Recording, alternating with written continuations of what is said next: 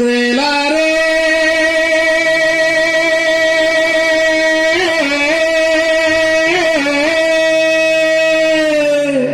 నేను ఇలా ఉండడానికి కారణం ఏంటో మీ మధ్యలో చెబుతాను.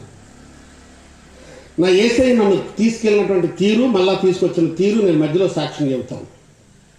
నేను ఆ బాణీని ఇక్కడ బాణీలుగా పాడుతూ ఈ రోజున మీ మధ్యలో నిలబడడానికి ఒకనాడు ఎర్ర జెండా, ఈరోజు యేసు జెండా. ఆమేన్, హల్లెలూయా. మేడి చెట్టెక్కేవు చుట్టూరా చూస్తావు, దిగిరవ జక్కయ్యా, దిగిరవ జక్కయ్యా. నీ మాట జీవము గలదయ్యా యేసయ్యా, నీ మాట మార్పు లేనిదయ్యా. సింహాల కోరలో ఉన్నటువంటి దానియేలును బయటకు రప్పించింది అదే మాట. అగ్నిగుండంలో షడ్రకు, మెషకు, అబేద్నెగోలను బయటకు తీసింది అదే మాట. చెప్పండి కూడా.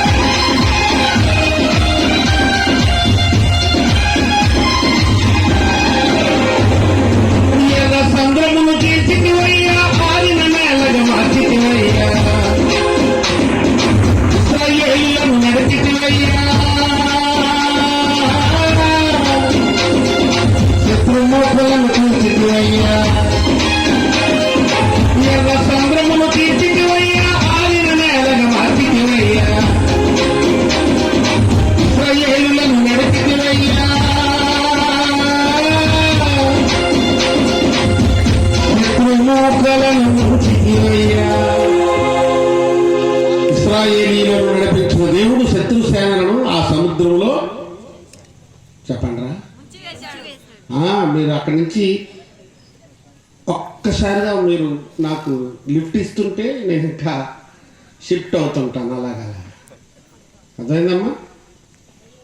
దేవునికి స్తోత్రం, హల్లెలూయా, హల్లెలూయా. శత్రు సేనలందరినీ ఏం చేశాడమ్మా?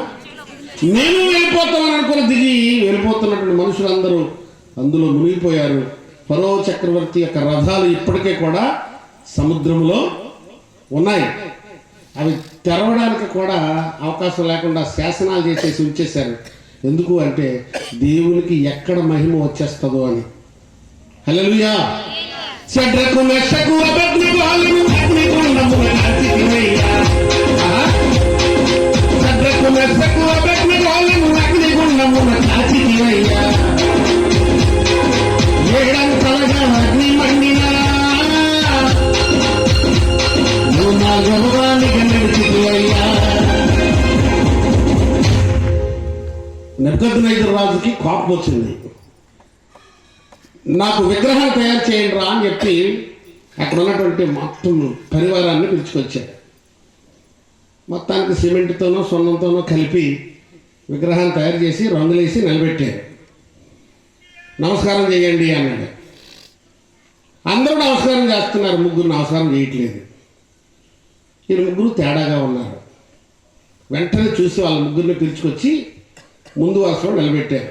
ఏమండి మహారాజా, రాజాదిరాజా, రాజమార్తాండ, రాజగంభీర అని అంటారు కదా అనేసి వీళ్ళ ముగ్గురిని తీసుకొచ్చి మీ ముందు నిలబడిన ఈ ముగ్గురు కూడా మీ ప్రతిమకు నమస్కారము చెయ్యటలేదు, అసలు మీకు వంగట్లేదు అని చెప్పేసరికి వెంటనే ఏడంతలుగా కోపం వచ్చేసింది. ఎవరికి?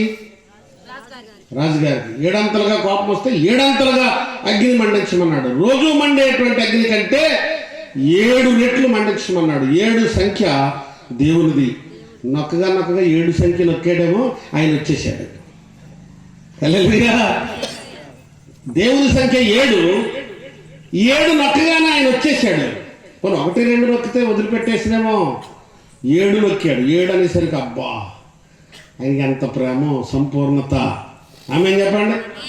ఆయన వచ్చేసాడు. 4వ వాడిగా వాళ్ళ మధ్యలో తిరుగుతుంటే వారి యొక్క రోమాలు కూడా కాలకుండా అగ్నిలో, ఆమేన్, వేడి నీటిలో చేయబడితే అబ్బా అంటాం మనం. వేడి అన్నంలో చేయబడితే అని ఊదుకొని తింటాం. కానీ అగ్నిగుండంలో నడుస్తున్నటువంటి షడ్రక్, మెషక్, అబేద్నెగోలను ఏం చేశాడు దేవుడు? చెప్పాలి. మరి మనల్ని కాపాడ్డా? మరి సూర్మని చెప్తారు ఇటు, గట్టిగా చెప్పాలి, స్వరమెత్తి గట్టిగా. వెనకనున్న వాళ్ళు, నమ్మిన వాళ్ళందరూ కాపాడతాడు. ఈశ్వరమని చెప్పకూడదా? అయ్యే కాపాడతాడు, కాపాడండి. ఎస్. షడ్రకు మెషకు అబేద్నెగోలను అగ్నిగుండమున కాల్చివేయి. ఏడంతలుగా అగ్ని మండినా, 4వ వానికి నడిచిపోయ్యా, నువ్వు 4వ వానికి నడిచిపోయ్యా. అందుకే నీ బంగారు పాదాల బంధమును నా బంగారు యేసయ్యా. అమృత హస్తాల బంధమును నా బంగారు యేసయ్యా.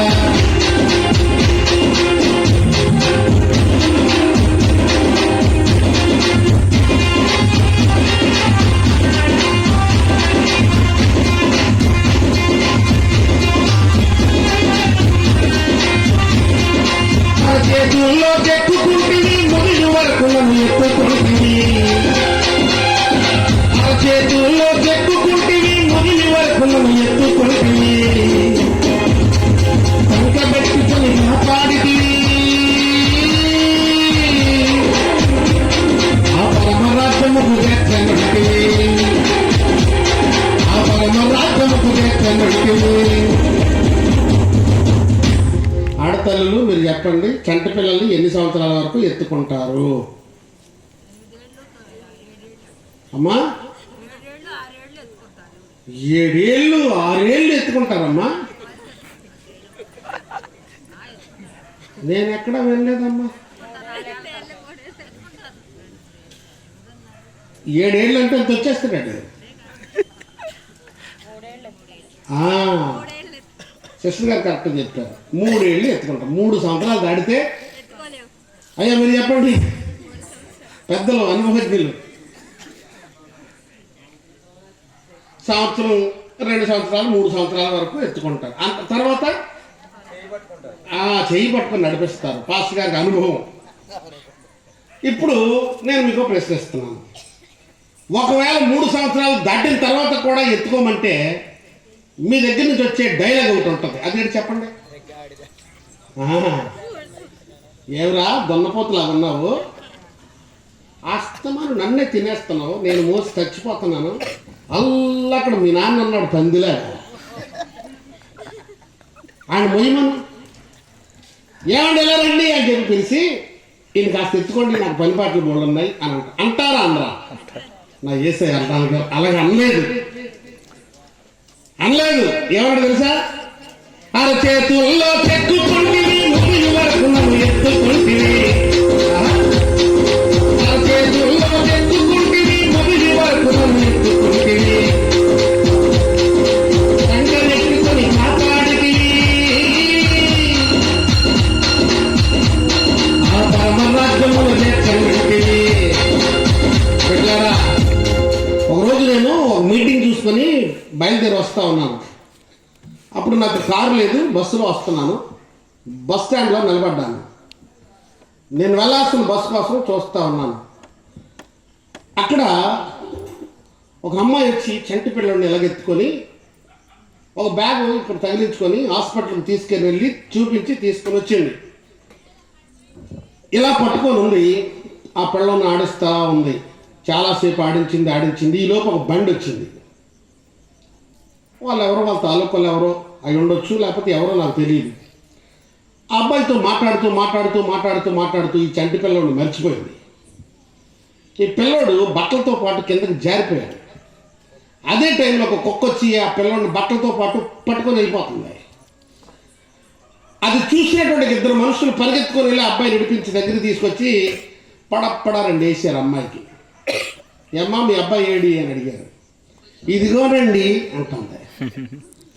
ఇంకెక్కడున్నాడు చెప్పాలి.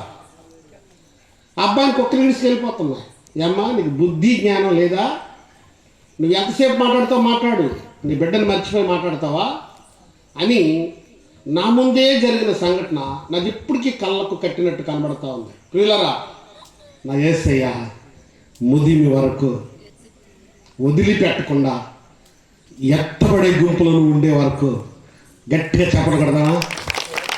ముదిమి వరకు ఎత్తుకుని ముద్దాడే దేవుడు నజరేయుడైనటువంటి యేసు, ఆయన మాత్రమే చంక పెట్టుకొని కాపాడుతాడు. ఇదిగో అరచేతుల్లో చెక్కుకున్నానని చెప్పి వాక్యం ద్వారా మాట్లాడిన దేవుడు. అంతేకాదు ప్రియులరా, పరమరాజ్యంలో చేర్చే వరకు నేను వదిలిపెట్టడు. హల్లెలూయా. నేను విడువడు ఎడబాయడు. ఆయన విడిచిపెట్టే దేవుడు మాత్రం కాదు. అందుకే బంగారు పాదాలకు వందనము నా బంగారు యేసయ్యా. చిన్న మెళ్ళ గొలుసు ఉండేసరికి అనేస్తాం మనం. నా ఉంగరాలు ఉండేసరికి మిట్మిట్లు ఆడేస్తాం అలా చూపించేసి. ఏదో రోజు తాకట్టుకు పోతాయండి. కానీ మనం తిరిగేదే బంగారు వీధుల్లో. ఎక్కడా? ఆ పరలోక రాజ్యంలో మనం తిరిగేది బంగారపు వీధుల్లో. హల్లెలూయా. బంగారు వీధుల్లో తిప్పుతావయ్యా, నాతో కూడా ఉంటావయ్యా. ఎక్కడ? పరలోకంలో. బంగారు వీధుల్లో తిప్పుతావయ్యా, నాతో కూడా ఉంటావయ్యా. చల్లని ప్రేమను చూపిస్తావయ్యా, నిత్యముతులకు ధ్యానిస్తానయ్యా, నిత్యముతులకు ధ్యానిస్తానయ్యా. ఆ పరలోక రాజ్యంలో నిత్యము స్తుతించడమే. ఇంకా అయ్యారండి ఒక్క నిమిషం అండి, చిన్నది నా కోసం లేట్ చేయండి, కొంచెం ఈ వంట చేసేసి వచ్చేస్తారంటే కుదరదు అక్కడ. ఇక అక్కడ వంటలో పెంటలో ఉండవు. ఒక ఆమె సాక్ష్యం చెప్తుంది. సాక్ష్యం ఇలాంటి సభలు జరుగుతుంటే, అయ్యగారండి మీరు ఆరాధన చేస్తుంటే నాకు పరలోకం కనపడింది, నన్ను తీసుకెళ్ళాడు, పెద్ద పెద్ద దాబరాలతోటి నేను వంట చేస్తుంటే సగమంతా భోజనం చేశారంటుంది. పెద్ద పెద్ద దాబరాలతోటి వంటలు చేసిందంట ఆవిడ. నేను అన్నాను, అక్కడ వంటలు ఉండవమ్మా, మంటలు ఉండవమ్మా, నువ్వు చూసింది నరకం, నువ్వు గ్యారంటీ అక్కడికే. ఆమె చూసింది ఏంటి? అక్కడ ఉంటాయి వంటలు మంటలు. నిజంగా నేను చెబుతున్నాను, ఆదాము అవ్వలు పరలోకంలో దేవుని సన్నిధిలో ఉంటే కనుక నరకంలో కాలుతున్న వాళ్ళందరూ కూడా ఏమంటారు తెలుసా? నువ్వే చేసావే ఎంతోటి నీ అవ్వమ్మ అంటారు. అంటారా? అన్నరా? ఖచ్చితంగా అంటారు. అని ఎంత పని చేసావా తల్లి అని మన యొక్క మా అమ్మగారిని చాలామంది ఆడిపోసుకోవడం మామూలు కాదు. నువ్వు ఉడిపోను, రాలిపోను, చచ్చిపోను, పుచ్చిపోను, లేనిపోను తిట్లన్నీ వచ్చేస్తాయి. హల్లెలూయా. ప్రియులరా, అటువంటి గొప్ప దేవుడు. ఆమేన్. నేను ఇలా ఉండడానికి కారణం ఏంటో మీ మధ్యలో చెబుతాను. నా యేసయ్య నన్ను తీసుకెళ్ళినటువంటి తీరు, మళ్ళా తీసుకొచ్చిన తీరు నేను మధ్యలో సాక్ష్యం చెబుతాను. నేను ఆ బాణీని ఇక్కడ బాణీలుగా పాడుతూ ఈ రోజున మీ మధ్యలో నిలబడడానికి ఒకనాడు ఎర్ర జెండా, ఈరోజు యేసు జెండా. ఆమేన్. హల్లెలూయా. రేలారే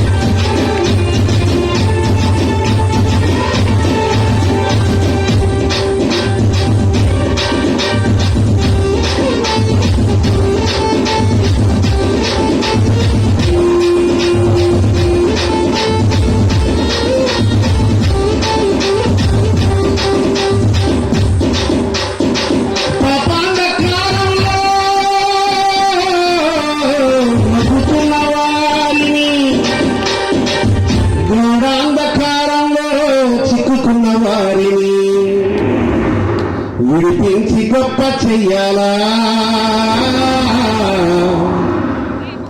ఎక్కడి వరకు తీసుకెళ్తానన్నాడు మన దేవుడు? చెప్పాలి. పెదకూరపాడు వరకా? చెప్పాలి. ఎక్కడి వరకు తీసుకెళ్తాడు చెప్పాలి. పరలోక రాజ్యం వరకు. ఇందాక చెప్పాను కదమ్మా, మర్చిపోయారు అప్పుడే. గాఢాంధకారంలో చిక్కుకున్న వారిని, పాపాంధకారంలో మగ్గుతున్న వారిని విడుదలనిచ్చేను యేసయ్యా. విడుదలనిచ్చేను రామయ్యా. విడుదలనిచ్చేను యేసయ్యా. విడుదలనిచ్చేను రామయ్యా.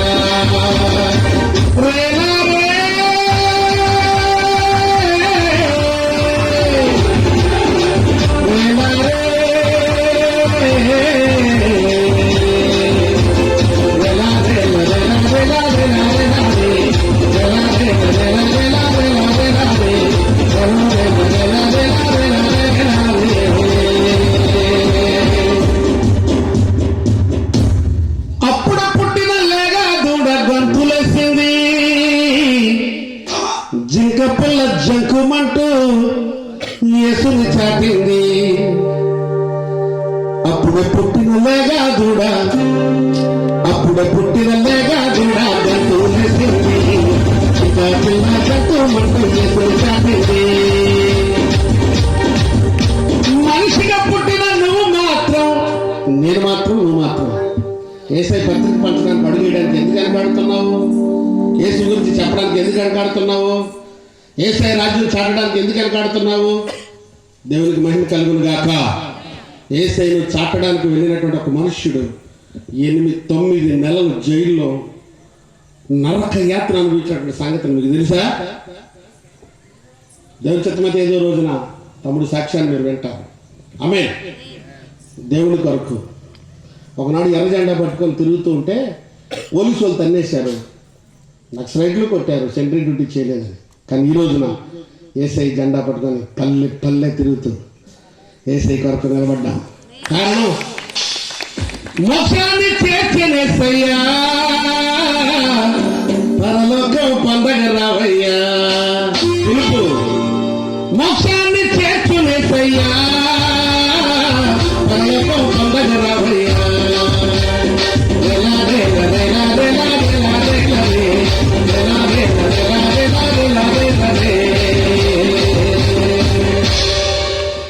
కొమ్మల్లో కోయిలమ్మ పాడుతుంది పాట యేసయ్య కొరకు. మన ఇంట్లో నుంచి ఏమైనా పడుతున్నాయి?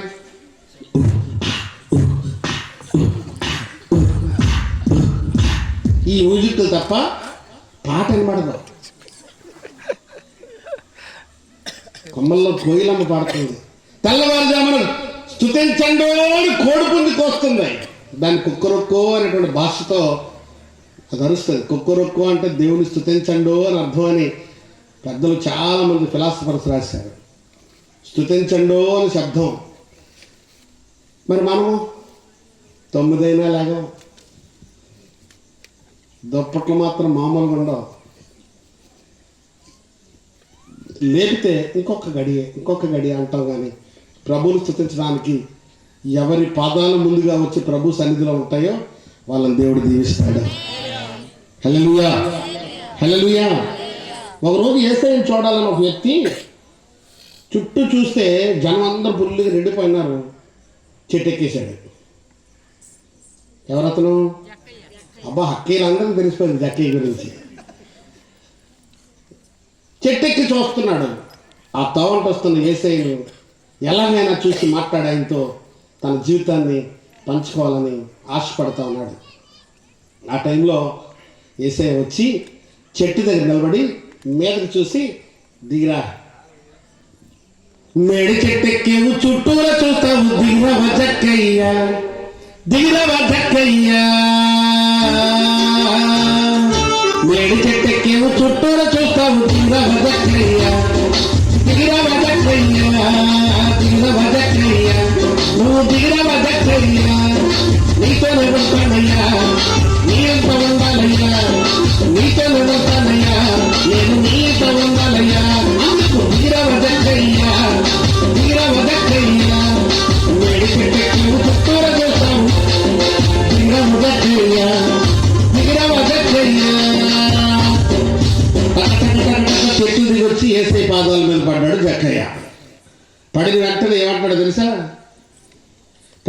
నేనయ్యా నిన్ను చూడాలయ్యా, పుట్టని నేనయ్యా నిన్ను చూడాలయ్యా, నీ చుట్టూ జనమయ్యా అందుకు చెట్టకి నానయ్యా. ఇతను ఎవరండి? పుట్టోడు. ఏసైని చూడాలంటే చుట్టూ జనం ఉన్నారు, మనుషుల మధ్యలో చల్లాలంటే అందరూ తోసేస్తున్నారు. అప్పుడు ఏం చేశాడు? తెలివిగా చెట్టు ఎక్కాడు. ఎత్తైన ప్రదేశంలో నుంచి వెళ్తే ఏసైని చూడాలనుకున్నాడు. ఇది వరకు చూడండి, మన పల్లెటూళ్ళలో ఇలాంటి పరదాలు కట్టి చుట్టూ సినిమాలు వేసేవారు. మరి మీ ఊళ్ళో వేసేది నాకు తెలియదు, కానీ చాలా పల్లెటూళ్ళల్లో ప్రొజెక్టర్లు పెట్టి సినిమాలు వేసేవారు. చుట్టూ ప్రొజెక్టర్ బట్టి టికెట్ డబ్బులు వసూలు చేసి లోపల పంపించారు. నాలాంటి తెంగరులు కొంతమంది ఏం చేశారంటే చెట్టు ఎక్కి జాగ్రత్తగా సినిమా అంతా చూసేసి అక్కడ నిద్రపోయి ఆ చెట్టు నుంచి కనబడిపోయి కాలేజ్ అబ్బాయి ఎరగొట్టుకొని ఇంటికి వెళ్ళేవారు. అలాంటి వాళ్ళు కూడా ఉన్నారు. వీళ్ళారా ఎందుకు ఈ మాట చెప్తున్నానంటే, చెట్టెక్కి దిగి వెంటనే ఏసై పాదాల మీద పడినట్టు జక్కయ్య అంటున్నాడు, నేను నిన్ను చూడాలంటే నీ చుట్టూ జనం ఉన్నారు, నేను పుట్టోడిని కాబట్టి చెట్టెక్కాను. సరే, ఏ ఊరు మీది, ఎందుకు చెట్టెక్కావని ఏసై అడగగానే మళ్ళీ చెప్తున్నాడు, ఎరికో పట్నం మాది ఎంతో ఆస్తి కలిగి ఉన్నది, ఎరికో పట్నం మాది ఎంతో ఆస్తి కలిగి ఉన్నది, ఉన్న డబ్బంతా వడ్డీకి తిరిగింది, అయ్యా ఉన్న డబ్బంతా వడ్డీకి తిరిగింది, వడ్డీలో పెరుగుతుంది గుడ్డోని పిలిచింది, నీ వాళ్ళకు వచ్చి కళ్ళు పరిపించింది, ఎరికో పట్నం మాది ఎంతో ఆస్తి కలిగి ఉన్నది, ఎరికో పట్నం మాది ఎంతో ఆస్తి కలిగి ఉన్నది. మాది ఏ ఊరండి? ఎరుకోపట్నం. నాకు బోల్డ్ ఆస్తి ఉంది, ఆస్తి అంతా వడ్డీకి తిరుగుతుంది, తక్కువ వడ్డీ ఎక్కువేం కాదు, 150. శాంతం చుట్టుపక్కల వాళ్ళందరినీ నేలమట్టం చేసేసాడు. మొత్తం డబ్బులన్నీ ఆయన దగ్గర ఉన్నాయి. డబ్బులు ఉన్న దాన్ని బట్టి గుడ్డోడు అయిపోయాడు. గుడ్డోడు అంటే మనోనేత్రాలు తెరవడం వల్లేదు, ఇంకా కళ్ళు మాత్రం తెరిచే ఉంచాడు, కానీ అతని మనోనేత్రాలు ఏమైపోయినాయి? మూసుకుపోయాయి. వెంటనే ఏసై దగ్గరకు రాగానే అతని కళ్ళు తెరబడ్డాయి. ఏసయ్యా, నేను చూడాలనుకున్నాను, నేను వెంబడించాలనుకున్నాను, నీతో ఉండాలనుకున్నాను అని అనగానే అప్పుడు ఏసై ఏమంటే తెలుసా, నీకు ఇంత విశ్వాసం ఎక్కడి నుంచి వచ్చింది? నీకు కూడా ఇంత విశ్వాసం ఉందా? అయితే నువ్వు కూడా అబ్రహాముకి కుమారుడివే, కాబట్టి నీలాంటి వారి కొరకే నేను ఈ భూమి మీదకి వచ్చాను అన్నాడు. గట్టిగా చెప్పడం పట్టండి. అంటూ నశించిన దాన్ని వెనక్కి రక్షించడానికి మనిషి కుమారుడు ఈ భూమి మీదకి వచ్చాడు అని చెప్పి జక్కయ్యతో చెప్పి ఆయన చేర్చుకున్నాడు, కౌగిలించుకున్నాడు. హల్లెలూయా. ఎంతటి ఘోర పాపినైనా యేసు ఏం చేస్తాడండి? ఆయన కౌగిలించుకుంటాడు, ఆయన చేర్చుకుంటాడు, ఆయన రక్షిస్తాడు. అలా రక్షించబడినట్టు జక్కయ్య ఏమన్నాడు తెలుసా? నా పాపధనమంతా పంచిస్తానయ్యా, పేదోళ్ళకందరికీ ఇచ్చేస్తానయ్యా, నా పాపధనమంతా పంచిస్తానయ్యా, పేదోళ్ళకందరికీ ఇచ్చేస్తానయ్యా, నా భూములన్నిటినీ అమ్మిస్తానయ్యా, లేనుళ్ళకందరికీ ఇచ్చేస్తానయ్యా, ఎవరి యొక్క నేను తీసుకున్నాను 4 రెట్లు తిరిగి చెల్లిస్తానయ్యా. ఎన్ని రెట్లు? 100 తీసుకుంటే 400 ఇచ్చేసాడు, 1000 తీసుకుంటే 4000 ఇచ్చేసాడు, 200 తీసుకుంటే 800 ఇచ్చేసాడు. రెట్టులుగా ఉన్నాడు, మొత్తం అంతా ఇచ్చేసి ఒంటరిగా మిగిలిపోయాడు. యేసయ్యను వెంబడించాడు. హల్లెలూయా. మరి మనము చెప్పాలి, మనము చెప్పాలండి. మనము యేసయ్యను వెంబడిస్తున్నాం అన్న పేరు మాత్రం ఉంది, కానీ కేవలం చెప్పాలండి. ఒక సంఘంతో ఒక చట్టాన్ని అమ్మినాడంటే ఎవడో 50,000కి. ఇప్పుడే మాట్లాడుకుంటూ వస్తున్నాను. ఒక సంఘంతో ఒక చట్టాన్ని అమ్మేసాడంటే 50,000కి. మరి ఆయన ఏం పాస్టర్ గారండి? నాకు అర్థం కాదు. అందుకే అలాంటి గుడ్డోళ్ళందరి కోసం యేసయ్యా ఈ భూమికి చెప్పాలి. వచ్చాడా లేదా? వచ్చాడా లేదా? వచ్చాడు. హల్లెలూయా, హల్లెలూయా. వచ్చిన వారిని వచ్చినట్టు విడిచిపెట్టలేదు. ఆయన పరలోక రాజ్యానికి తీసుకొని వెళ్ళడానికి సిద్ధంగా ఆ రోజున పిలిచాడు. ఆ పిలుపునకు లోబడిన వారిని ఇప్పటికీ పిలుస్తున్నాడు చేతులు చాపి. దేవునికి మహిమ కలుగును గాక. హల్లెలూయా. ఒకరోజు ఒక ఆమె వచ్చి యేసయ్య పాదాల మీద పడిపోయి ఏడుస్తూ ఏడుస్తూ ఏడుస్తూ బోరుమని ఏడ్చి, ఎంత ఏడ్చిందో ఆ తల్లి ఆ ఏడ్చిన నీళ్ళతో యేసయ్య పాదాలు కడిగింది. ఏడ్చిన నీళ్ళతో యేసయ్య పాదాలు కడిగింది. అత్తరు బుడ్డి పగలగొట్టి యేసయ్య పాదాలకు రాసింది. తన కురులతో యేసయ్య పాదాలు తుడిచింది. బట్టలతో తుడిస్తే మలినం అయిపోద్దని తన కురులతో తుడిచింది. మలినము అంటకుండా ఆ కురులతో తుడిచింది. అంటే తల వెంట్రుకలతో తుడిచింది. హల్లెలూయా, హల్లెలూయా. దేవునికి మహిమ కలుగును గాక. హల్లెలూయా. అర్థమైందమ్మని చెప్పిన మాట చెప్పిందండి. మరియమ్మ పట్టినది అత్తరు బుడ్డి, మరియమ్మ పట్టింది అత్తరు బుడ్డి, కడిగింది యేసు కళ్ళు కన్నీళ్లు బట్టి, కడిగింది యేసు కళ్ళు కన్నీళ్లు బట్టి, ఉడిచింది తనకున్న కురులను బట్టి, ఉడిచింది తనకున్న కురులను బట్టి, అత్తరు పన్నీరు బుడ్డిని బట్టి హృదయాన్ని పగలగొట్టి పరిచింది. యేసయ్య పాదాలు బట్టి సీమోను ఇల్లంతా సువాసన, మహిమతో ఆరాధన. సీమోను ఇల్లంతా సువాసన చేసింది, మహిమతో ఆరాధన. అక్కడ ఒకడు ఉన్నాడు. ఆడేమంటాడు తెలుసండి? ఎందుకమ్మా అనవసరంగా పగలగొట్టేసావు, నాకు ఇచ్చుంటే భలేగున్ను, దాన్ని ఊర్లో పట్టుకెళ్ళి పిలిచి మరి అమ్మేద్దును, ఆ డబ్బులు తెచ్చి జాగ్రత్తగా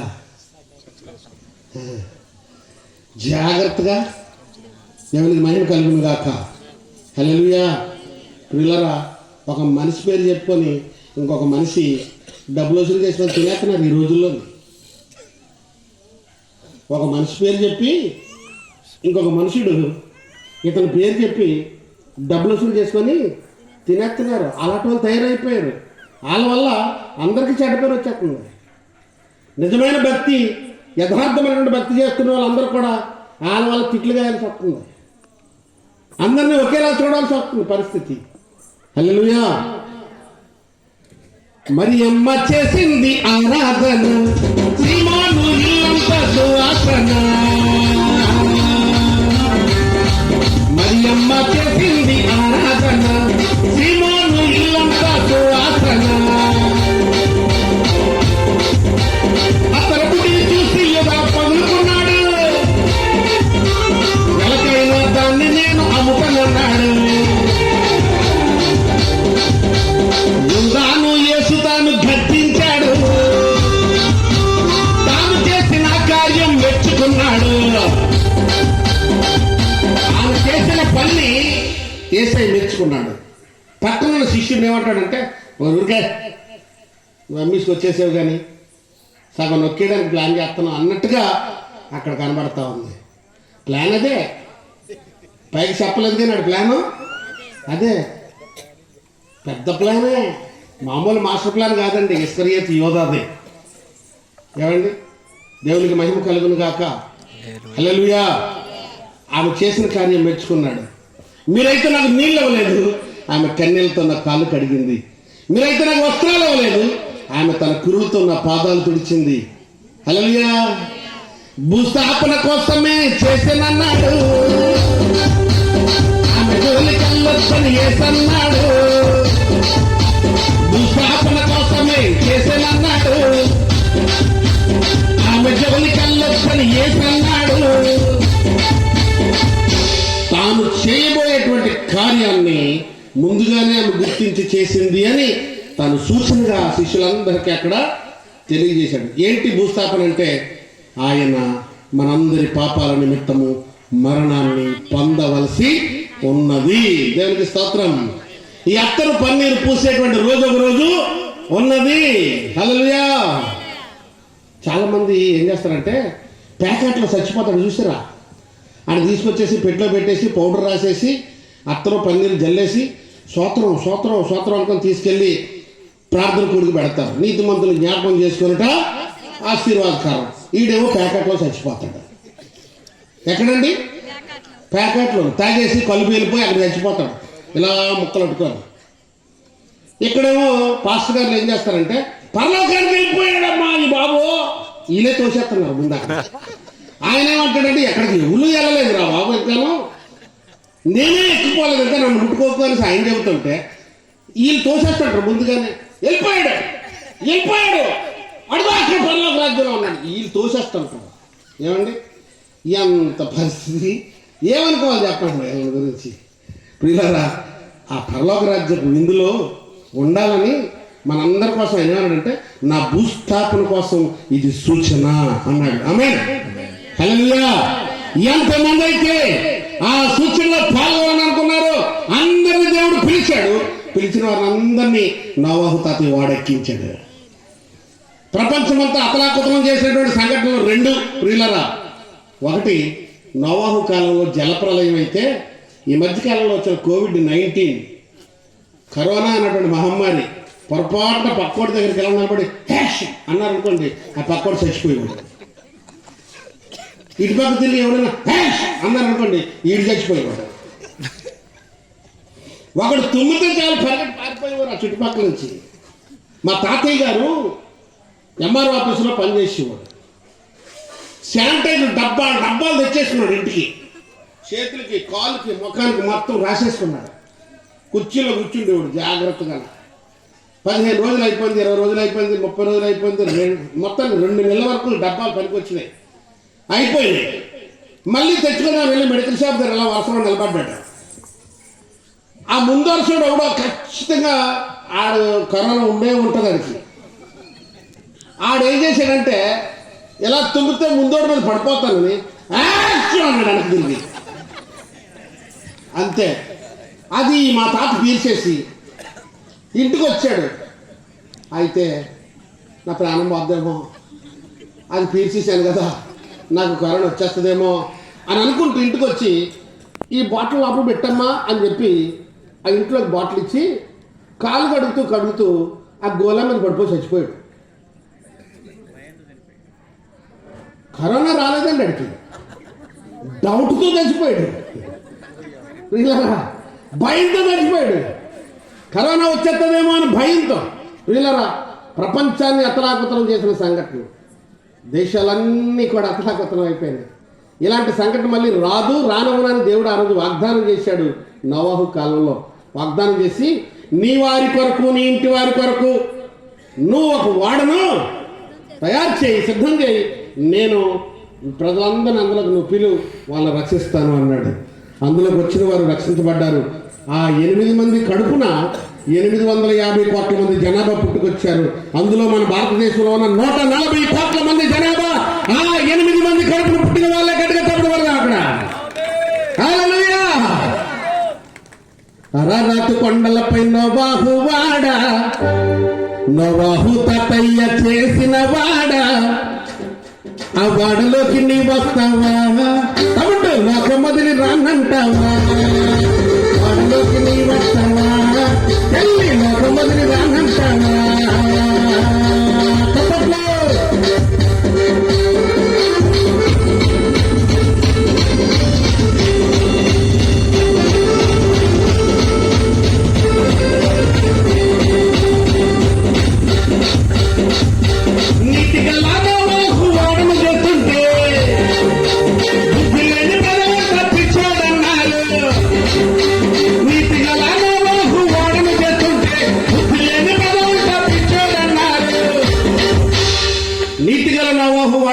చేసినటువంటి ఆ 8 మంది కుటుంబం, ఆ నీతిమంతుడి కుటుంబం వాడలో సురక్షితంగా ఉన్నారు. పిచ్చోడన్న ప్రజలందరూ ఏమైపోయారు తెలుసండి? పిచ్చోడన్న ప్రజలంతా నీట మునిగి సచ్చినంత వాడలో నుండి ఉంటావా,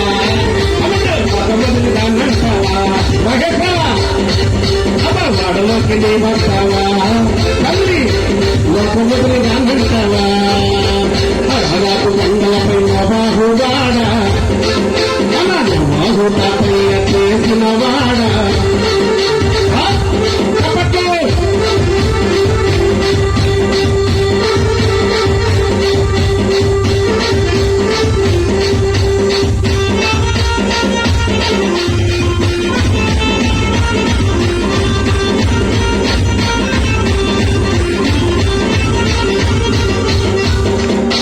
375 రోజులు నీళ్లు భూమి మీద ఉన్నాయి. 40 రాత్రులు 40 పగల్లో వర్షం పడింది. మామూలుగా 35 లీటర్ల దారి పోస్తే ఎంత దారి కారుతుందో అది ఒక తూము. అలాంటి కొన్ని వేల తూములు విప్పబడ్డాయి. వేల తూములు ఆకాశం నుంచి దారులుగా కారాయి. మీకు రహస్యం చెప్తాను. నిన్న ఇంతేసి వడగాళ్ళతోటి మా ఊర్లో వర్షం పడింది. ఇంతంతేసి వడగాళ్ళు. మన్య ప్రాంతం అంతా, అరకు వ్యాలీ, లమసింగి, పాడేరు ఆ ఏరియా అంతా కూడా ఇంతేసి వడగళ్ళు పడ్డాయి. వర్షం ఎరగబడిపోయింది వర్షం అండి. కానీ ఈ ప్రాంతం అంతా ఎంత చల్లగా వాతావరణం దేవుడు ఇచ్చాడు. హల్లెలూయా. ఆ రోజున పడినటువంటి ఆకాశ తూములు విప్పబడగా 40 దినాలు రాత్రులు పగలు ప్రచండమైనటువంటి వాతావరణం అక్కడ అలుముకుంటే ఆ నీటి ప్రవాహానికి వాడ తేలుతూ తేలుతూ తేలుతూ అరారాతు పర్వతాల మీద చేరింది. 375 రోజులు వాడలో ఉన్నారు ప్రజలు. ఈ 8 మంది 6 నెలల చూడమని కాకిని పంపాడు. కాకి తిరిగి రాకపోతే పావురాన్ని పంపాడు. ఎవరో నోవాహు తాతయ్య కిటికీ తీసి ఒకసారి 6 నెలలు చూసి వచ్చేమ్మా అని కాకిని పంపించాడు. అది తిరిగి రాలేదక్క. తర్వాత పావురాన్ని పంపించాడు, నల్ల పావురం. దాన్ని పంపిస్తే ముక్కున వాళ్ళే కొమ్మ తిరిగి వచ్చిన పావురం ఆకెళ్ళి కుళ్ళిపోయిన శవాలపై పెరగడం. వాడలోకి నీ వస్తావా వెళ్ళి వాడమ్మదిని రాగంటావా. ఇప్పుడు నేను అడుగుతున్న ప్రశ్న, కాకిలాగానే ఉంటావా తమ్ముడా పావురాల మళ్ళొస్తావా? ఎవరిలాగా ఉంటారో తేల్చుకోండి మీరే, నేను కాదు చెప్పడం. ఇది ఇక్కడ పావురం ఉంది. ఈ పావురంలాగా ఎవరు ఉంటారో వాళ్ళ మీద పరిశుద్ధాత్ముడు ఆవహించి వారందరినీ మందిరానికి తీసుకొస్తాడు. ఆమేన్. గట్టిగా చెప్పడం పడదాం. ఇప్పుడు ఇక్కడ ఉన్నాయన్నీ పావురాలే, ఇక్కడ ఉన్నాయన్నీ పావురాలే అని నేను అనుకుంటున్నాను.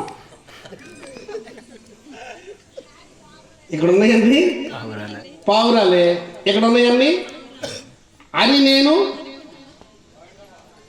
మరి కాకులు కూడా చెప్పాలి. కాకి కూడా ఉంటుందండి. కాకి పని ఏంటో చెప్పమంటారా? ఆ రోజు తిరగడం మొదలెట్టింది, ఇప్పటికి తిరుగుతూనే ఉంది. తిరగడమే. సంఘంలో కాకులు కూడా ఉంటాయి. ఉండవండి. తిరగడమే జాగ్రత్త. తిరిగి వచ్చే పని మంది కాదు. దేవుని సన్నిధిలో మీటింగ్ అవుతుంటే ఏం అబ్బాయి ఎక్కడికి వెళ్ళామంటే బో మీద అటు ఇటు తిరిగి వచ్చాను అన్నదంట. ఎవరు? అది అమ్మ అందరికి తెలిసిపోయింది మీ అందరికీ. రైట్, మంచిది. దేవుని వాక్యంలోకి వెళ్దాం. మధ్యలో ఉన్న సాక్ష్యాన్ని పంచుకుంటాం. బైబిల్ అన్నీ తెరుద్దాం. ఎవరు బైబిల్ మూసించొద్దు. బైబిల్ తెరుద్దాం. హల్లెలూయా. దేవుడు మనతో మాట్లాడును గాక. యేసయ్య మనకు కనబడును గాక. యేసయ్య మాట వినబడును గాక. హల్లెలూయా.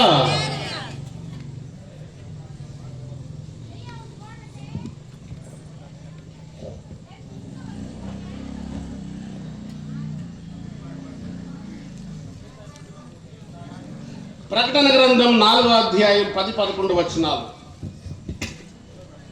ప్రకటన గ్రంథం 4వ అధ్యాయం 10-11 వచనాలు ఒకసారి చదువుదాం. 24 పెద్దలు సింహాసనమందు ఆసీనుడయుండు వాని యొక్క ఎదుట ఏం పడి సాగిలపడి యుగ యుగములు జీవించువానికి నమస్కారము చేయుచు ప్రభువా దేవా యెహోవా సమస్తాన్ని నువ్వు సృజించిన వాడు నీ చిత్తమును బట్టి అవన్నీ భూమి మీద ఉన్నాయి. అవన్నీ నీ పనిని బట్టి దేవుని స్తుతిస్తా ఉన్నాయి. కనుక నీవే మహిమ ఘనత ప్రభావములకు పొందడానికి నీవు మాత్రమే అర్హుడవు అని చెప్పుచు వారి యొక్క కిరీటాల్ని ఆ సింహాసనం ఎదుట తీసి పెట్టేశారు. దేవునికి మహిమ కలుగును గాక. ఈ చదివిన మాట మీకు ఏం అర్థమైంది నేను చెప్తాను. ఒక రోజున దేవుని సన్నిధిలో ఉన్నటువంటి 24 పెద్దలు, ఈ 24 పెద్దలు పరలోక రాజ్యంలో జరుగుతున్న సంభాషణ ఇది. ప్రభువా, నువ్వు భూమి మీద మనుషులు సృష్టించావు, అలాగనే ఈ భూమి మీద సమస్తాన్ని చేశావు, కాబట్టి సమస్త ఘనత మహిమ ప్రభావం నీకే చెల్లునుగా. కానీ నమస్కారం చేసి సాగిలపడి మహిమా ఘనత ప్రభావాలు పొందడానికి నువ్వు మాత్రమే అర్హుడివి అని వారి కిరీటాలు తీసి యేసయ్య పాదాల ముందు పెట్టారు. దేవునికి స్తోత్రం, హల్లెలూయా. పెట్టారండి. పెట్టగానే ఆ కిరీటాలు తీసేసినటువంటి మనుషులు ఎదురుగా నిలబడి ఉన్నారు. వారి యొక్క జీవితంలో ఏమనుకుంటున్నారంటే, మాకంటే, మా అందరికంటే, మా అధికారం కంటే, మా కిరీటాల కంటే, మా సింహాసనాల కంటే గొప్పవాడు నీవే అని వారి జీవితాన్ని ఒప్పుకుంటున్నారు యేసయ్య దగ్గర. దేవునికి మహిమ కలుగును గాక. హల్లెలూయా. ఈ మాటను రూఢిపరుస్తూ మోషే అనబడినటువంటి వ్యక్తి బైబిల్ గ్రంథంలో ఒక మాటను రాయించాడు. కీర్తనల గ్రంథం 95వ అధ్యాయం 7-8 వచనాలు చదువుదామా? కీర్తనల గ్రంథం 95వ అధ్యాయం 7-8 వచనాలు. రండి, నమస్కారం చేసి సాగిలపడుదుము, మనలను సృజించిన యెహోవా దేవుని సన్నిధిని మనం ఏం చేద్దాం? మోకరిద్దాం. నేడు మీరు ఆయన మాట అంగీకరించిన యెడల ఎంత మేలు అన్నాడు. హల్లెలూయా, హల్లెలూయా. ఇప్పుడు ఇక్కడున్న ప్రజలందరినీ దేవుడు అడుగుతూ ఉన్నాడు, ఆయన మాట మీరు అంగీకరిస్తే మీకు మేలు. ఆమేన్ చెప్పండి. ఆయన మాట మీరు మీ హృదయాల్లోనికి అన్వయించుకుంటే మీ కుటుంబానికి మేలు. ఆయనకు నమస్కారం చేస్తే మీరు ధన్యులు, ఆయనకు సాగిల పడితే మీరు ధన్యులు అని మోషే ఆయన కీర్తనల గ్రంథంలో తన కీర్తనల వరుస క్రమంలో భాగంగా ఈ మాటను రాయించాడు. ఈ మాటను రాయించాడు ఎందుకు అనంటే, అంతకు ముందు ఈ మాట రాయక ముందు ఇశ్రాయేలీయుల జనాంగము ఐగుప్తు దేశం నుంచి బయలుదేరి ప్రయాణమై వస్తున్నప్పుడు మెరీబా అలాగే మిస్సా అనబడినటువంటి స్థలాల్లో దేవుణ్ణి శోధించారు అని రాయబడతా ఉంది. ప్రియులారా, అక్కడ రాయబడినటువంటి ఆ మాటల అంతర్యాన్ని గ్రహిస్తే ఒక్కసారి మనం నిర్గమాకాండంలోనికి వెళదాం. నిర్గమాకాండములో దేవుడు ఆ మాటల్ని రాయించాడు. ఏ మాటలు రాయించాడో ఒకసారి చూద్దాం. నిర్గమాకాండము 17వ అధ్యాయము 2-7 వచనాలు చదువుదాం. మోషేతో వాదించుచు, చూడండి, మోషేతో వాదించుచు త్రాగుటకు మాకు నీళ్ళమ్మని అడుగగా మోషే మీరు నాతో వాదించనేలా యెహోవాను శోధించనేలా అని వారితో చెప్పెను. చక్కగా వినండి మాట. నాతో వాదించడం ఎందుకు? దేవుణ్ణి శోధించడం ఎందుకు? ఇప్పుడు సేవకుడితో వాదించకూడదు, దేవునితో శోధించకూడదు. సేవకుని వాదించినా ఏమీ కాదు, దేవుణ్ణి శోధించినా మీకు ఏమీ కలగదు. మీరు శోధించడానికి రాలేదు, వాదించడానికి రాలేదు. ఏం పొందుకోవడానికి వచ్చారంటే దేవుని వారసత్వంగా ఆయన ఇచ్చే ఆశీర్వాదాలు పొందడానికి, అంతు పట్టని ఆశీర్వాదాలు కుమ్మరించబడ్డానికి, మీ మీద ఆయన చేయిని ఉంచడానికి మీరు పిలవబడ్డారు. దేవునికి స్తోత్రం చెప్పండి. మీరు ఎక్కడ ఉండాలి అంటే ఆయన సముఖములో ఉండాలి. ఒకనొక వ్యక్తి ప్రార్థన చేస్తున్నాడు, ప్రభువా నా యొక్క తలపైన నీ చేతిని ఉంచు, నా యొక్క జీవితంలో నువ్వు దిగిరా, నా సరిహద్దులు విశాలపరచు, నా తాళ్ళను పొడుగు చేయి, నేను పాపాంధకార కోపంలో వేదనతో పుట్టిన వాణ్ణి అని ప్రార్థన చేశాడు. హల్లెలూయా. ప్రతి మనుషునికి వేదన ఉంది. ఏ మనిషిని కలిపినా ఏదో ఒక కష్టం ఉంది. ఏమండి మాకు కష్టాలు లేవు అని అన్న వాళ్ళు ఎవరైనా ఉంటే రండి, ఇక్కడ మీకు సన్మానం చేస్తాం. ఎవరైనా పర్వాలేదు, మాకు ఏ బాధ లేదండి, మేము సంతోషంగా ఉన్నామండి అని అన్న వాళ్ళు ఎవరైనా ఇక్కడ ఉంటే మీరు రండి, సన్మానం చేస్తాం. ఏ ఒక్కరిని తడిపినా బాధలు, శ్రమలు, కష్టాలు, ఇరుకులు, ఇబ్బందులు ఉన్నాయి. ఉన్న దానిని బట్టి ఒక్కొక్క మనుషుడు ఒక్కొక్క రీతిగా తన ప్రవర్తనను మార్చుకుంటూ ఈ లోకంలో సాగుతూ ఉన్నాడు. ప్రియులారా, ఇలా సాగుతున్న నేను ఒక మారుమూల పల్లెటూరులో, చిన్న పల్లెటూరులో పుట్టి పెరిగినటువంటి నేను ఆంధ్ర యూనివర్సిటీలో చదువు రీత్యా నా చదువు పూర్తయిన తర్వాత, ఎంఏ తెలుగు లిటరేచర్ పూర్తయిన తర్వాత అక్కడి నుంచి చదువును విడిచిపెట్టి ఉద్యోగం చేయడం కోసం శ్రీకాకుళంలో ఉద్యోగానికి చేరాను. ప్రైవేట్ కంపెనీలో ఉద్యోగం చేస్తూ ఉన్నప్పుడు నేను వసూలు చేసే డబ్బుల కోసం ఆ ప్రాంతం అంతా తిరుగుతూ ఉండేవాడిని. నాకు ఒక జీపు, నా వెనకాతల కొంతమంది మనుషులు కూడా ఉండేవారు. నేను వెళ్తున్నప్పుడు వచ్చుతున్నప్పుడు ఆ షాపులన్నీ కూడా నాకు అమౌంట్ కడితే అది తీసుకొచ్చి నేను బ్రాంచ్ ఆఫీసులో అప్పచెప్పాలి. అది నా ఉద్యోగం. అలాంటి టైంలో పాటలు పాడుతున్నటువంటి ఎర్ర జెండా పట్టుకొని తిరుగుతున్న నక్సలైట్లతో నేను వాళ్ళ సాంగత్యానికి, వాళ్ళ సహవాసానికి ఆకర్షితున్నైపోయి, వాళ్ళు పాడుతున్న పాటలకి మంత్రముగ్ధున్నైపోయి వాళ్ళతో పాటు వెళ్ళిపోయి 3.5 సంవత్సరాలు తిరిగాను. ప్రియులారా, అక్కడ ఉన్నటువంటి ఆ పాటల బాణీలు నేర్చుకొని అనేక చోట్ల ప్రజల మధ్యలో పాటలు పాడాను. అడవుల్లో తిరిగాం, కొండల్లో తిరిగాం, లోయల్లో తిరిగాం, గ్రామాల్లో తిరిగాం, పల్లెల్లో, పట్టణాల్లో తిరిగాం. అన్ని చేస్తూ పాటలు పాడుతూ ప్రజలను ఉద్యమం ఉద్యమం విప్లవం వర్ధిల్లాలి అని చెప్పిన ఆ నోటితో ఈ రోజున యేసయ్య మనందరికీ రారాజు అని చెబుతూ ఆయన కొరకు పాడుతూ ఉన్నాను.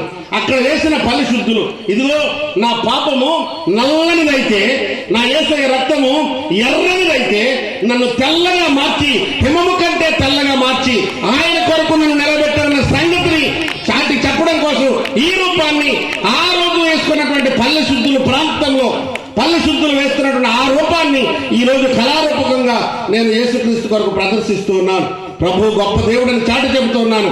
అందుకే మోషే అంటున్నాడు, అయ్యలారా మిషా దగ్గరి, మెరీబా దగ్గరి మీరు వాదించి శోధించినట్టు, అనగా నేను ప్రత్యక్ష గుడారం కట్టక మునుపు ఏం జరిగింది అంటే, ప్రత్యక్ష గుడారం కట్టక మునుపు మీరు దేవుణ్ణి శోధించారు, మీరు దేవుణ్ణి వాదించారు, మీరు తిరుగుబాటు చేశారు. కాబట్టి మీలో సగం మంది నశించిపోయారు.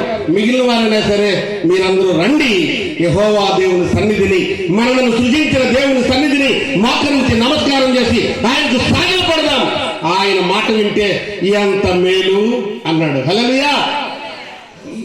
ఎంత మేలండి, అంతు పట్టని మేలు.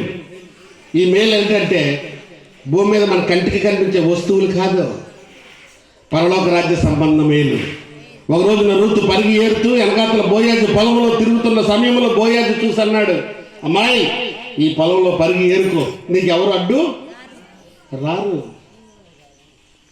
ఆయన మాట్లాడినాడు, నువ్వు యెహోవా దేవుని సురక్షితమైన రెక్కల చాటుకు వచ్చావు కాబట్టి నీకు దేవుడు బహుమానం ఇచ్చును, నీకు దేవుడు ప్రతిఫలం ఇచ్చును అన్నాడు.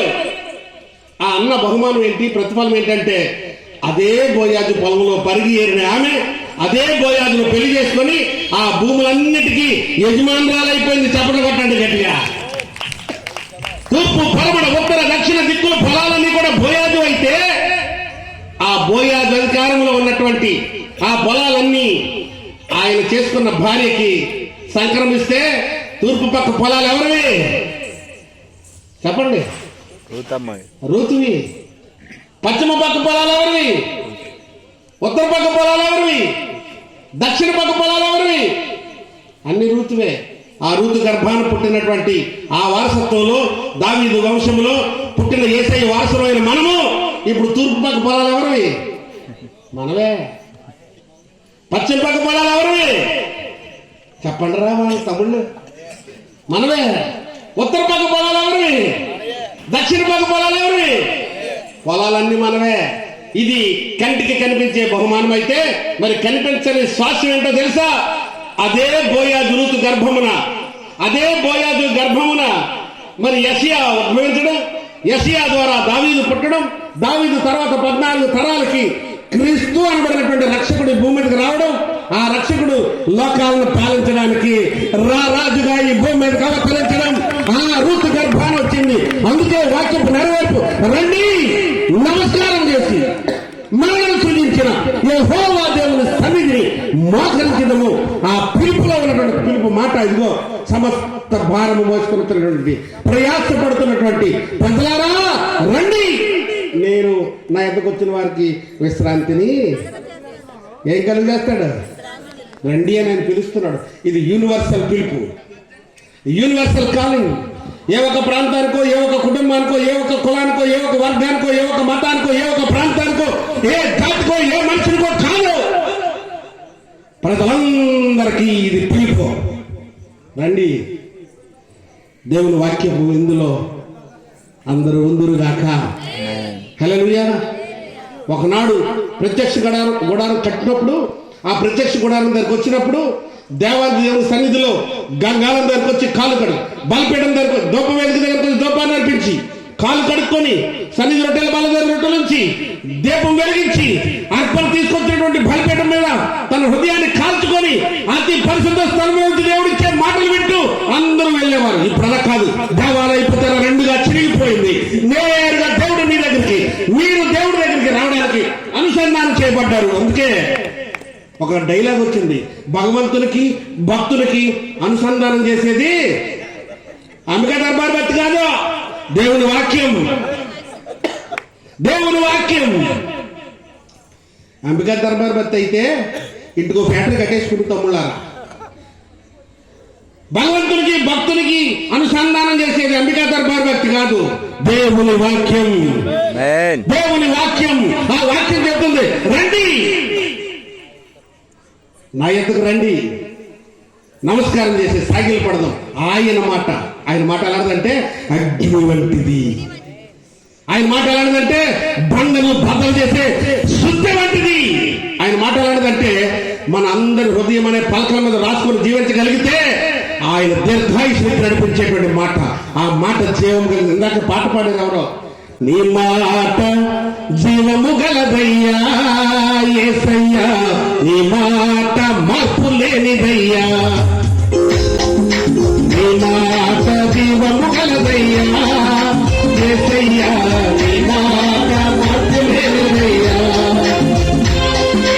ఏది మారినా ఏది జరిగినా నీ మాట మారదయ్యా, నీ మాట జీవము గలదయ్యా యేసయ్యా, నీ మాట మార్పు లేనిదయ్యా. హల్లెలూయా. సింహాల కోరలో ఉన్నటువంటి దానియేలును బయటకు రప్పించింది అదే మాట. అగ్నిగుండంలో షడ్రకు మెషకు అబేద్నెగోలను బయటకు తీసింది అదే మాట. దానియేలు ప్రార్థన చేస్తుంటే తీసుకెళ్లి జైల్లో పెట్టడానికి చూసినప్పుడు, సింహాల కోరలో పడేసినప్పుడు బయటకు తీసుకురావడానికి కావాలైంది అదే మాట. ఈ రోజున జల ప్రళయం నుంచి బయటకు తీసుకొచ్చింది అదే మాట. ఇశ్రాయేలీయులు ఐగుప్తు దేశం నుంచి బయటకు రావడానికి కారణమైంది అదే మాట. ఈ రోజు జలాల పురంలో ఉన్న ప్రతి ఒక్కరి జీవితాన్ని మార్చడానికి అదే మాట. అదే మాట ఈ రోజు మీ ముందు నిలబడింది అదే మాట, యేసయ్య మాట. ఆ మాట వింటే మీకు ఎంతో మేలు. ఆమె చెప్పండి. ఆ మాట వింటే, ఆ మాట నేను విన్నాను కాబట్టి తుపాకీ గొట్టం పట్టుకుని నేను, రక్తపు మడుగులో పడున్న నేను, గట్టిగా కొట్టుకుంటూ ప్రాణం ఇవ్వాల్సిన నేను ఈ రోజు మీ మధ్యలో సాక్షిగా నిలబడ్డాను. అదే మాట నా యేసయ్య మాట. హల్లెలూయా. ఏ మాట చెప్పండి, వింటున్నారన్న మాట? ఏ మాట చెప్పండి రా, ఆ చివరిలో చెప్పాలి. ఏ మాట? యేసయ్య మాట. ఆ మాట మీరు వింటే చెప్పాలి, ఆ మాట మీరు వింటే ధన్యులు. ఆ మాట మీరు వింటే ధన్యులు. ఆ మాట నేను విన్నాను, ఆ మాట నేను విన్నాను. చనిపోతున్న నేను, పనుగురితో ఉన్న నన్ను ఎవరో పశువులు కాపాడితే అక్కడి నుంచి ఇంటికి వచ్చి నేను దొంగచాటుగా వేసే మాటలు వినవలసి వచ్చింది. చెట్లు చాటును వేసాను, ఆ మాటలు విన్నాను. మా తల్లిదండ్రులు ఉన్నతమైన కుటుంబంలో పుట్టినవారు. మా ఇంట్లో 2 అమ్మారు వాళ్ళు ఉన్నారు. 2 జిల్లా కలెక్టర్లు ఉన్నారు. మొన్నటి వరకు పల్నాడు జిల్లాలో కలెక్టర్గా చేసినటువంటి శివశంకర్ లోతేటి మా బామ్మర్ది ఇప్పుడు చిత్తూరు జిల్లాలో పనిచేస్తున్నారు. వాళ్ళు 2 ఎమ్మెల్యేలు ఉన్నారు. నా భార్యకు తోడబుట్టుకోడు ఒకడున్నాడు, నా భార్యకు మేనమావ ఒకడు. ఎంఆర్ఓలు, ఆర్డీఓలు, ఏఎస్ఐలు, సిబిసిఐడిలో కానిస్టేబుల్, పెద్ద పెద్ద డిపార్ట్మెంట్లో పనిచేసిన వారు ఉన్నారు. టీచర్లు ఉన్నారు. ఆఖరికి 2 దొంగలు కూడా ఉన్నారు. పగ చూస్తే రాత్రులు తెచ్చేస్తారు. దానిరాజు పాస్ గారు తెలుసు ఆ కుర్రవాళ్ళు. అయిగా తెలిసే తెలియదండి. ఎందుకు తెలీదు? మీ కాళ్ళు చేతులు పడుతుంటారు కూర్చున్నప్పుడు అలా. దేవుని బిడ్డలారా, ఆ మాట యేసయ్య మాట. హల్లెలూయా. ఆ మాట యేసయ్య మాట. సామెతల గ్రంథంలో అంటాడు, నా కుమారుడా, చెప్పాలి, నా ఉపదేశమును 3వ అధ్యాయం 1వ వచనం, నా కుమారుడు నా ఉపదేశమును అంగీకరించు. ఈరోజు ఇక్కడి నుంచి వస్తున్న ఉపదేశం మరొకకుండా మీరు ఆలకించగలిగితే రానున్న దినాల్లో ఇక్కడ ఏదో రోజున మందిరం అవుతుంది. ఆ మందిరంలో మీరు అందరూ ఉండుదురు గాక. ఈ మందిరంలో ఉన్నవారందరూ ఎత్తబడే గుంపులో ఉండుదురు గాక. ఆ గుంపును పరలోక రాజ్యంలో మనందరం ఒకసారి చూచుదురు గాక. యేసయ్యతో యుగ యుగాలు ఆ గుంపు ఉండును గాక. ఈ సహవాసం ఉన్న సేవకులందరూ ఆ గుంపును చూచుదురు గాక. 2026వ సంవత్సరంలో ఓ ఎర్ర జెండా పట్టుకున్నటువంటి పాస్టర్ గారు వచ్చారు. ఆ పాస్టర్ గారు చెప్పిన మాట మేము విన్నాము. యేసయ్య మందిరంలోకి వచ్చాము. మమ్మల్ని అందరినీ ఈ రోజు దేవుడు ఎక్కడ తీసుకొచ్చాడని ఆ రోజు సాక్ష్యం చెప్తారు. హల్లెలూయా, హల్లెలూయా, హల్లెలూయా. రక్తపు మడుగు యేసయ్య దగ్గరికి తీసుకొచ్చింది. తుపాకీ గొట్టం విప్లవం వర్ధిల్లాలి అని తుప్పు పట్టిన తుపాకీ గొట్టం కంటే, తుపాకీ తోట కంటే విలువైన, గట్టిదైన, గొప్పదైన ఈ మాట నన్ను బ్రతికించింది. నీ కుడి చేతిలో ఉండాలి దైవ గ్రంథము, నీ గుండెల్లో మండాలి యేసు వాక్యము. నీ కుడి చేతిలో ఉండాలి దైవ గ్రంథము, నీ గుండెల్లో మండాలి యేసు వాక్యము. ఈ వాక్యమే నీ తోముకు ద్వారకందము, నీ గుండెకు ఇదే ఆధారము. రక్తం ప్రసరించాలన్నా, దమను శరణు సరిగ్గా పనిచేయాలన్నా దేవుని వాక్యానికి విలువ కలిగితే ఆయన అంటున్నాడు, నా కుమారుడా, నా కుమార్తె, దేవుని వాక్యం చెప్పులు నువ్వు నడవగలిగితే, దేవుని వాక్యం చెప్పులు నువ్వు జీవించగలిగితే నీవు సుఖ జీవంతో గడుచు సంవత్సరములు నీకు అధికములను అంటాడు. ఆ మాట చెప్పులు చేస్తే, ఆ మాట వింటే ఎంత మేలు. హాస్పిటల్కి తీసుకెళ్ళిన మనిషికి ఇలా ముక్కుకి ఒక మాస్క్ పెట్టి ఆక్సిజన్ పెడతారు. ఆ ఆక్సిజన్ ఏంటనుకుంటున్నారు? మనం పీల్చే గాలి. కాకపోతే వాడు పీల్చలేడు కాబట్టి బలవంతంగా ముక్కులోకి పంపిస్తారు ఆ గాలిని. గాలి పంపిస్తూ వాడు తీసుకునే రేటు గంటకు 600. నువ్వు ఉచితంగా పీలుస్తున్న గాలి గంటకు 600 చొప్పున నువ్వు ఎన్ని గంటలు గాలి పీలుస్తున్నావో అన్ని గంటలకు 600 రూపాయలు చొప్పున లెక్క కట్టు. దేవుడు ఉచితంగా ఇచ్చాడు. హల్లెలూయా. నువ్వు పీలుస్తున్న గాలి దేవుడు ఇచ్చింది. అర్థమైందా నేను చెప్పిన మాట? మాస్క్ పెడతారండి హాస్పిటల్కి వెళ్ళగానే, ఆక్సిజన్ అందలేదు అని. ఆక్సిజన్ అంటే ఏంటనుకుంటారు? పీల్చే ప్రాణవాయువు. హల్లెలూయా. ఆ ప్రాణవాయువు ఖరీదు గంటకు 600 అక్కడ వసూలు చేస్తారు. వాళ్ళు తీసుకుంటారు. కానీ యేసయ్య తీసుకోండి. ఉచితం, ఉచితం, ఉచితం, ఉచితం, అంతా ఉచితమే. హల్లెలూయా. యేసయ్య దొరుకుతున్నాడు. నీవు నేను మనం పీలుస్తున్న గాలికి లెక్క కడితే మనం ఎంత రుణం ఆయనకి ఇవ్వాలో తెలుసా? ఎంత బాకీ ఉన్నామో తెలుసా? యేసయ్య నీకు ఉచితంగా ఇచ్చాడు. హల్లెలూయా. అందుకంటున్నాడు ఆయన, రండి నమస్కారం చేసి మనల్ని సృజించిన దేవుని సన్నిధిని సాగిలపడదాం. సృష్టించడం వేరు, సృజించడం వేరు. సృష్టి కలుగునుగా కంటే ఆయన మాటతో కలిగింది. సృజించడం నేలమన్ను తీసి ముద్ద చేసి పిసికి ఒక రూపాన్ని ఇచ్చి ఆ రూపానికి ఆదాము అని పేరు పెట్టాడు. ఆదాముకు మత్తు మందు ఇచ్చి, ఆ రోజున ఎనస్థీసియా అనబడినటువంటి మత్తు మందు, మొట్టమొదటి ఎనస్థీసియా డాక్టర్ ఎవరంటే దేవుడు. చప్పట కొట్టాలి గడిగా. ఆయన మొత్తం అందించి ఎముకలను ఒక ఎముకను విరిచి ఆ ఎముకకు ఒక రూపాన్ని ఇచ్చి పక్కన తీసుకొచ్చి నిలబెట్టాడు. ఆమె పేరు ఆదాము పెట్టాడు. హల్లెలూయా. నరునిలో నుండి తీయబడును గనుక నారీ అనబడును అన్నాడు. హల్లెలూయా. బైబిల్ గ్రంథంలో సొలొమోను మహారాజు పోలుస్తూ అంటాడు, నారీమణి, సుందరి, నా ప్రియురాలా అన్నాడు. సంఘమును దేవుడు పోలుస్తూ ఈ మాట చెబుతూ ఉన్నాడు. దేవాది దేవుడు వరుడుగా ఈ రోజు వస్తా ఉన్నాడు. ఏదో రోజున నువ్వు వధువుగా ఎత్తబడి గుంపులో ఉండాలి. ఈ ఇద్దరికి పెళ్లి అవుతుంది. ఆ పెళ్లి ప్రధానంగా మధ్యాకాశంలో జరుగుతుంది. ఈ ఇద్దరికి జరిగిన మధ్యాకాశం విందు తర్వాత గొర్రెపిల్ల వివాహ మహోత్సవం జరుగుతుంది. ఆ పెళ్లితో ప్రపంచం అంతా అంతమవుతుంది. అక్కడ కొరకు ఇక్కడి నుంచే నువ్వు ఇందాక చదివించిన ప్రకటన గ్రంథంలో మాటలు, దేవాది దేవుని సన్నిధిలో 24 పెద్దలు సాగిలపడి ఆ అధికారాలకి ఒప్పుకోలేదు, కానీ యేసు అధికారానికి ఒప్పుకోలేదు. వాళ్ళ అధికారాలకి ఇలా తల ఎత్తలేదు, కానీ యేసు అధికారానికి తల దించి వాళ్ళ కిరీటాలు యేసే పాదాల ముందు పెట్టారు. మరి మన శిరస్సు ఎక్కడ పెట్టాలి? నా అంతటోడు లేడు అంటాం. నేను తలుచుకుంటే అంటావు. ఏంటి నువ్వు తలుచుకుంటే? ఏమీ లేదు. కోడి కూడా తలుచుకుంటుంది. తెల్లారిగా కుక్కరొక్కవారు ఏం చేస్తాను, కోసి తినేస్తాను. అవునా కదా తమ్ముడా? ఏ మహేశ్వర్ అండి పేరు, ఆ కోడి జుత్తు కట్టింది మానే. హల్లెలూయా. నేను గనక అంటే ఏంటి నీ గొప్పతనం? ఏమీ లేదు. ఇంట్లో ఒక్కొక్కసారి అదేంటో నాకు నా చిన్నప్పటి నుంచి ఆప్ ప్యాంట్ వేసిన దగ్గర నుంచి నేను చూస్తున్నాను. అదేదో దీపం అలా ఇక్కడి నుంచి వస్తుంది సౌండ్, ఎక్కడి నుంచి వస్తుంది.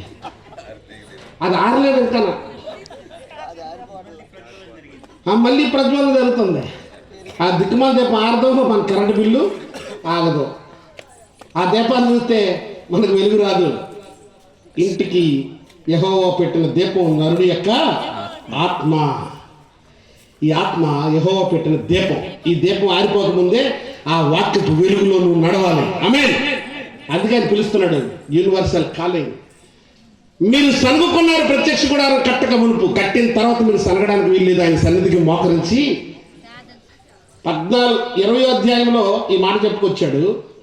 32 అధ్యాయంలో ప్రత్యక్ష గుడారం కట్టబడింది.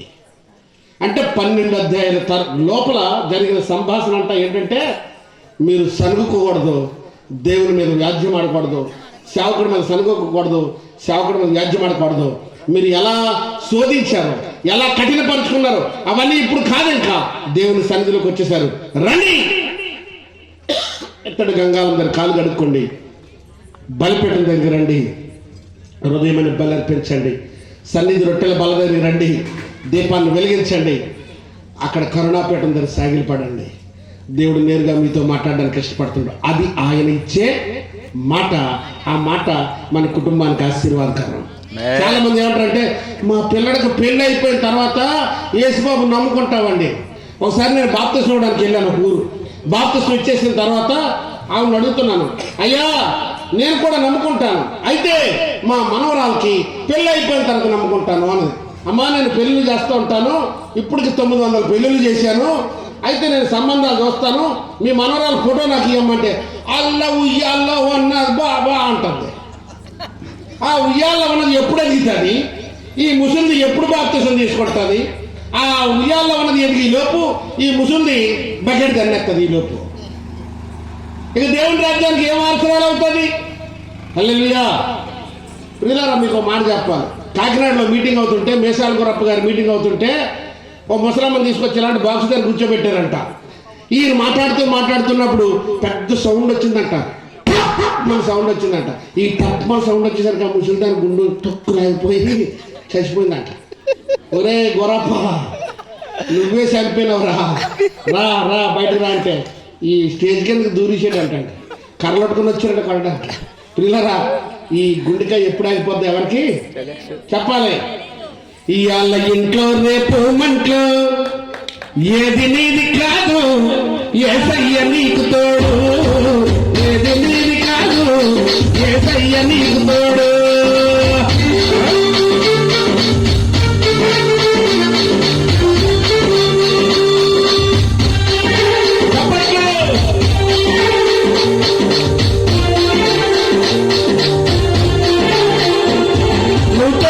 చెప్పులకు గ్యారెంటీ ఉంది, జేబుల కన్నుకు గ్యారెంటీ ఉంది. బిడ్డ తొడిగే చెప్పులకు గ్యారెంటీ ఉంది, జేబుల కన్నుకు గ్యారెంటీ ఉంది. గుండు సూదికి గ్యారెంటీ ఉంది, గుండెకు మాత్రం గ్యారెంటీ లేదు. ఏది నీది కాదు, ఏసయ్య నీకు తోడు. ఏది నీది కాదు, నీ వెంట ఏది రాదు. ఇష్టపడి కొనుక్కున్న చెప్పులకి గ్యారెంటీ ఉందండి. 3 నెలల్లో, 6 నెలల్లో, 7 నెలల్లో. నువ్వు రాసే పెన్నుకు గ్యారెంటీ ఉంది. ఇక్కడ గుచ్చుకున్న పిన్నీస్కు గ్యారెంటీ ఉంది. నీ గుండెకు గ్యారెంటీ లేదు. ఈ రాత్రి దేవుడు మాట్లాడుతున్నాడు, నీ గుండెకు గ్యారెంటీ లేదు. డాక్టర్ గారు చెప్తారు చేయబట్టుకొని, నీకేం పర్వాలేదమ్మా, ఇంకా 200 ఏళ్ళు నువ్వు బతుకుతావు, పర్వాలేదు, నా ఫీజు ఇచ్చి వెళ్ళిపో అంటాడు. ఇంటికి వెళ్ళగా నీ గుండె చచ్చిపోతాడు. అబ్బాయి నీ గుండె చాలా మరి బాగా పెరిగిపోయింది, నీ గుండె చుట్టూ ఒక రకమైనటువంటి ద్రావకం పూడుకుపోయింది, నువ్వు ఇంకా బతకమన్నా బతుకు, నా ఫీజు ఇచ్చేసి ఇంటికి వెళ్ళిపోతే వీడు ఇంకా 100 సంవత్సరాలు బతికేస్తాడు. డాక్టర్ గారు చెప్పిన దానికి దేవుడు చెప్పిన దానికి వ్యతిరేకత ఉంటుంది. మనిషి చెప్పింది జరగదు, దేవుడు చెప్పింది జరుగుతుంది. హల్లెలూయా. అందుకే ప్రియులారా, డాక్టర్ గారి దగ్గరికి వెళ్తే డాక్టర్ గారికి కోపం వస్తే దేవుడి దగ్గరికి పంపించేస్తాడు. దేవుడికి కోపం వస్తే డాక్టర్ గారి దగ్గరికి పంపించేస్తాడు. వీరిద్దరికి సంబంధం ఉంటుంది. దేవుడికి కోపం వస్తే డాక్టర్ గారి దగ్గరికి పంపించేస్తాడు, డాక్టర్ గారికి కోపం వస్తే దేవుడి దగ్గరికి పంపించేస్తాడు. వీరిద్దరికి సంబంధం ఉంటుంది. అందుకే నువ్వు తొడిగే చెప్పులకు గ్యారెంటీ ఉంది, జేబులో పెన్నుకు గ్యారెంటీ ఉంది, గుండు సూదికి గ్యారెంటీ ఉంది, నీ గుండెకు గ్యారెంటీ లేదు. అన్నిటికీ ఇన్సూరెన్స్ ఉంటుంది, నీ గుండెకి ఇన్సూరెన్స్ లేదు. ఎప్పుడు ఆగిపోతా తెలవదా? ఎంఏ చదువులు చదివిన గాని, బిఏ చదువులు చదివిన గాని, ఎంఏ చదువులు ఏటి పాలుగా, బిఏ చదువులు తీపి పాలుగా. ఏది నీది కాదు, నీ వెంట ఏది రాదు. ఏది నీది కాదు, నీ వెంట ఏది రాదు. ఎంఏ చదివిన చదువు కానీ, బిఏ చదివిన చదువు కానీ నీ వెనకాతలు రాదు. ఓ రోజు వీసా పాస్పోర్ట్ కోసం నేను ఆఫీస్కి వెళ్తే 5వ తరగతి సర్టిఫికేట్ తెమ్మన్నా. 40 సంవత్సరాలు, 51 సంవత్సరం ఇప్పుడు నాకు వచ్చింది. నేను ఎప్పుడో 5వ తరగతి అంటే 40 సంవత్సరాలు దాటిపోయింది నేను చదివిన చదువు. అప్పుడు సర్టిఫికేట్ తెమ్మంటే నేను ఎక్కడ తెస్తాను? డిగ్రీ చదువు ఉందండి, పర్వాలేదు, పీజీ ఉందండి, ఎంఏ సర్టిఫికేట్ ఉందండి అంటే ఇది పనికి రాదు అన్నాడు. దేవుని బిడ్డలారా, నేను చదివిన చదువు పనికి రాలేదు, నువ్వు చేసిన డిగ్రీ పనికి రాలేదు. హల్లెలూయా. అన్ని ఏటిపాలు బీటిపాలే వీళ్ళరా. అన్నమంతా అడవి పాలు, కండలన్నీ కాటి పాలు. మా తమ్ముడు నాకంటే కొంచెం లావుగా ఉంటాడు, మొత్తం ఆడే తినేసేవాడు. మా ఇంట్లో ఏముండనా మొత్తం తినేసేవాడు, తిరగేసేసేవాడు. అన్ని గిన్నెలు మొత్తం గంజి కూడా తాగేసేవాడు. ఏమంటే అన్నయ్య నీ అంకాత నేను నిలబడుతున్నాను, నీకు ఎందుకు పర్వాలేదు, ఎవరైనా గొడవ కొత్తే నేను చూసుకుంటాను అన్నయ్య అనేవాడు. ఊరూరు తిరుగుతావు కదా, నీ అంకాత నేను ఉంటాను అనేవాడు. 3 నెలలు పోయిన తర్వాత నేను ఇంటికి వెళ్ళాను. ఒక మొదటి కర్ణాటకలా ఉన్నాడు. ఏమిరా అని అడిగాను. మలేరియా దావు కుట్టేసిందని ఆ మొత్తం కండ్లన్నీ పోసేసి సన్నంగా అయిపోయాడు. ఎముకల గూడు మాత్రం మిగిలింది. ప్రార్థన చేశాను, ప్రభువా నువ్వు కనికరించాను. తిండి తినేసినంత మాత్రం, కండ్ల పెంచినంత మాత్రం మనిషి కాదురా, ఏ మలేరియా దావు గుట్టెత్తే నీలాగా అయిపోతాడు, ఎవడని జాగ్రత్తగా ఉన్నాను. నేను బిడ్డలారా, కండ్లను ఏమైపోతాయండి? కరిగిపోతాయి. అందం అంతా ఏమైపోద్దండి? అడవిపోవాలి. హల్లెలూయా. దేవుని బిడ్డలారా గమనించండి. మేడలన్నీ మంటి పాలు, మిద్దలన్నీ మంటి పాలు, మోసేది 4 పాలు. ఎక్కడ మోసేది? 4 పాలు. పూచేది భూమి పాలు. ఏది నీది కాదు, యేసయ్య నీకు తోడు. ఏది నీది కాదు, నీ వెంట ఏది రాదు. హల్లెలూయా. ఒక పెద్ద ఆయన్ని నేను వచ్చి అన్నాను, యేసుప్రభుని నమ్ముకో అయ్యా, నీకు దేవుడు తోడుగా ఉంటాడు అంటే, పెళ్లి చేసుకుందాం అని అనుకుంటున్నానయ్యా, నాకు తోడు అంటున్నాడు. ఇంచుమించు 70 సంవత్సరాల పైనే ఉంటాయి. ఏం చేసుకుంటాడంట? ఈ వయసులో నీకు ఇదయ్యా అని అంటే అంటాడు, ఇస్తే చేసుకుందామని ఉందయ్యా అన్నాడు. చేయలేక కాల్చుకోవడం ఎందుకు, నాకు వంట చేసి పెడుతుంది, ఇంటి పట్టున ఉంటుంది అంటున్నాడు. కాటికి కాలు చేపకున్న ఈ వయసులో ఏసై దగ్గరికి వచ్చి ఆ ఏసై పాదాల ముందు పడి ఏడు, ఆయనకి తోడుగా ఉంటాడనండి. లేదు లేదు చిన్న తోడు చేసుకుందాం అనుకుంటాడు, ఎక్కడైనా ఉంటే చూడంటాడు. నన్ను ఏమండి పెళ్లి చేస్తారు కదా నన్ను, నేను పెళ్లి కాదు, నాకు పెళ్లి చేస్తారు ఆ ఇంటోళ్ళు. దేవుని మహిమ కలిగింది కాదు. ఒకటినేమో పెళ్లి చేసుకోరా బాబు అంటే నేను ఎరుకోపోతే నువ్వే ఎరుకోవాలంటున్నాడు. ఏమనుకోవాలి చెప్పండి ఇలాంటి మనస్తత్వాల మధ్య. అన్నీ అడవి పాలు, ఏటి పాలు, బీటి పాలు అయిపోతే నువ్వు ఎవరి పాలు అయిపోతున్నావు ఒకసారి జ్ఞాపకం చేసుకో. హల్లెలూయా. నేను అని పడినటువంటి ఈ మనుషుడు ప్రభువా అని యేసయ్య దగ్గర వంగాలి. అన్ని అక్షరాలు వంగుతాయి, ఏ నుంచి జడ్ వరకు. అయ్యి వంగదాం, ఇలా నిలబడుతుంది. నేను అనే మాట వంగాలి. ఆ వంగినప్పుడే యేసయ్య నేను దీవించడానికి ఇష్టపడతాను. హల్లెలూయా.